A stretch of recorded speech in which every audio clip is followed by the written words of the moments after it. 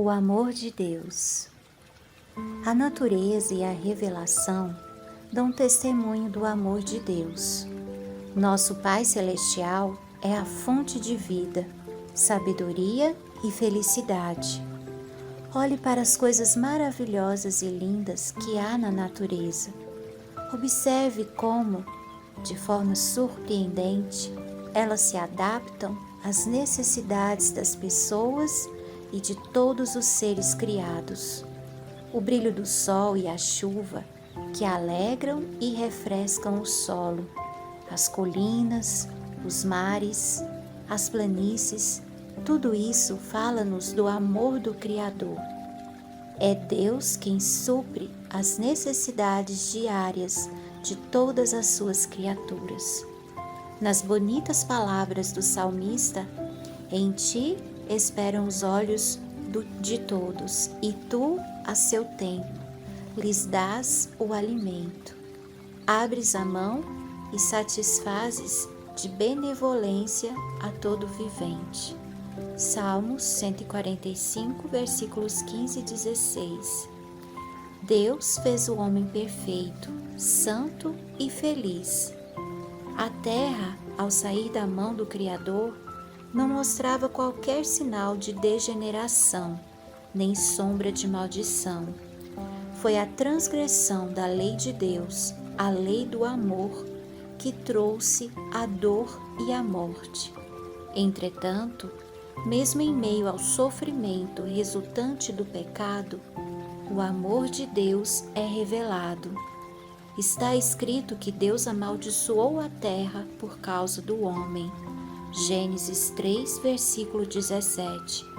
Os espinhos e as ervas daninhas, as dificuldades e provações que tornam a vida tão cansativa e cheia de preocupações, foram designados para o bem do ser humano, como parte do preparo necessário no plano de Deus para erguê-lo da ruína e degradação causadas pelo pecado.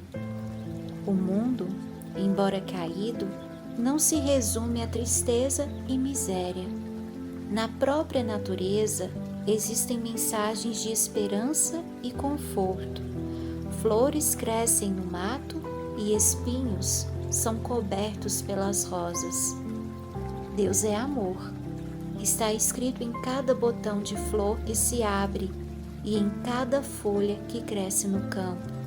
Os belos pássaros que alegram o ar com seus alegres cantos, as flores perfeitas e delicadamente coloridas que perfumam o ar, as árvores frondosas da floresta com sua exuberante e viçosa folhagem. Tudo dá testemunho do cuidado paternal do nosso Deus e do desejo que Ele tem de tornar os seus filhos felizes. A palavra de Deus revela o seu caráter. Ele mesmo declarou o seu infinito amor e misericórdia. Quando Moisés rogou que Deus lhe mostrasse sua glória, o Senhor respondeu: farei passar toda a minha bondade diante de ti. Êxodo 33, versículos 18 e 19. Essa é a sua glória. Quando o Senhor passou diante de Moisés, ele clamou: Senhor, Senhor Deus compassivo, clemente e longânimo, e grande em misericórdia e fidelidade, que guarda a misericórdia em 1000 gerações, que perdoa a iniquidade, a transgressão e o pecado. Êxodo 34, versículos 6 e 7. Ele é tardio em irar-se e grande em benignidade. Jonas 4, versículo 2. Porque tem prazer na misericórdia. Miqueias 7, versículo 18. Deus uniu nosso coração a Ele por meio de incontáveis provas no céu e na terra, através das coisas da natureza e dos mais profundos e ternos laços que o coração humano pode conhecer. Deus procura revelar-se para nós. embora de maneira imperfeita. Isso representa o seu amor. Apesar de todas essas evidências, o inimigo do bem cegou o entendimento das pessoas, de modo que elas passaram a olhar para Deus com medo e a considerá-lo inflexível e incapaz de perdoar.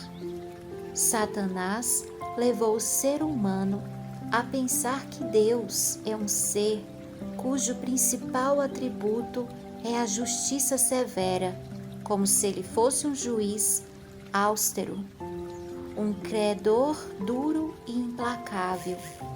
Ele retratou o Criador como um ser que fica vigiando, desconfiado, buscando erros e falhas nas pessoas para que possa condená-las. Foi para remover essa sombra escura e revelar ao mundo o infinito amor de Deus que Jesus veio viver com a humanidade. O Filho de Deus veio do céu para revelar o Pai. Ninguém jamais viu a Deus, o Deus unigênito, que está no seio do Pai, é quem o revelou. João 1,18. Ninguém conhece o Filho, senão o Pai, e ninguém conhece o Pai, senão o Filho, e aquele a quem o Filho o quiser revelar. Quando um dos discípulos pediu: Senhor, mostra-nos o Pai, Jesus respondeu: Há tanto tempo estou convosco e não me tens conhecido? Quem me vê a mim, vê o Pai. Como dizes tu, mostra-nos o Pai? João 14, 8 e 9. Ao descrever sua missão na terra, Jesus disse: O Espírito do Senhor está sobre mim, pelo que me ungiu para evangelizar os pobres. Enviou-me para proclamar libertação aos cativos e restauração da vista aos cegos, para pôr em liberdade os oprimidos. Lucas 4,18. Essa foi sua obra. Ele saía fazendo o bem e curando todos os que estavam oprimidos por Satanás. Havia vilas inteiras onde não se ouvia sequer uma queixa de doença, pois ele ali passara e curara todos os enfermos. Sua obra era evidência da unção divina. Amor, misericórdia e compaixão estavam presentes em cada ato de sua vida. Seu coração se comovia em meiga simpatia para com as pessoas. Ele assumiu a natureza humana para que pudesse ir ao encontro de cada necessidade do ser humano. Os mais pobres e humildes não temiam aproximar-se dele. Até as criancinhas eram atraídas para ele. Elas gostavam muito de sentar-se no seu colo e olhar para aquele rosto sereno, bondoso, cheio de amor. Jesus não suprimia sequer uma palavra da verdade, mas falava sempre com amor. Ele tinha tato e prestava bondosa atenção ao interagir com as pessoas. Nunca se mostrava rude, jamais pronunciava uma palavra severa sem necessidade e evitava causar dor desnecessária a uma pessoa sensível. Ele não censurava a fraqueza humana, falava a verdade, mas sempre com amor. Denunciava a hipocrisia, a incredulidade e a iniquidade, mas suas repreensões rigorosas eram sempre proferidas com lágrimas e tristeza. Chorou por Jerusalém, a cidade que ele amava, a qual se recusou a receber aquele que é o caminho, a verdade e a vida. Os líderes rejeitaram o Salvador, mas ele os considerava com meiga compaixão. Sua vida foi de abnegação e repleta de cuidado pelos outros. Cada pessoa era preciosa aos seus olhos, embora sempre se apresentasse com divina dignidade. Inclinava-se com amorosa simpatia para atender a cada membro da família de Deus. Ele via em todos os homens seres caídos, cuja salvação era o objetivo de sua missão. Assim é o caráter de Cristo, como foi revelado em sua vida. Esse também é o caráter de Deus. Do coração do Pai é que brotavam as torrentes da divina compaixão manifestada em Cristo, fluindo até alcançar os filhos dos homens, Jesus, o meigo e compassivo Salvador. Era Deus manifestado na carne. 1 Timóteo 3,16. Foi para nos redimir que Jesus viveu, sofreu e morreu. Ele tornou-se um homem de dores, para que pudéssemos participar das alegrias eternas. Deus permitiu que o seu Filho amado, cheio de graça e verdade, deixasse um mundo de glória indescritível e viesse para um mundo corrompido e maculado pelo pecado, escurecido pelas sombras da morte e da maldição. Ele permitiu que Jesus deixasse sua amorosa companhia e a adoração dos anjos para sofrer a vergonha, os insultos, a humilhação, o ódio e a morte. O castigo que nos traz a paz estava sobre ele, e pelas suas pisaduras fomos sarados. Isaías 53, versículo 5. Ei-lo no deserto, no Getsêmani e na cruz. O imaculado Filho de Deus tomou sobre si o fardo do pecado. Aquele que havia sido um com Deus sentiu de perto a terrível separação que o pecado causa entre Deus e o homem. Isso fez com que um grito de agonia saísse dos seus lábios. Deus meu, por que me desamparaste? Mateus 27, 46. Foi o peso do pecado, a noção de quão terrível ele é e a separação que causa entre Deus e o ser humano. Foi isso que quebrantou o coração do Filho de Deus. Mas esse enorme sacrifício não foi feito para despertar o coração do Pai, o amor pelo ser humano, nem para fazer com que ele se dispusesse a salvá-lo.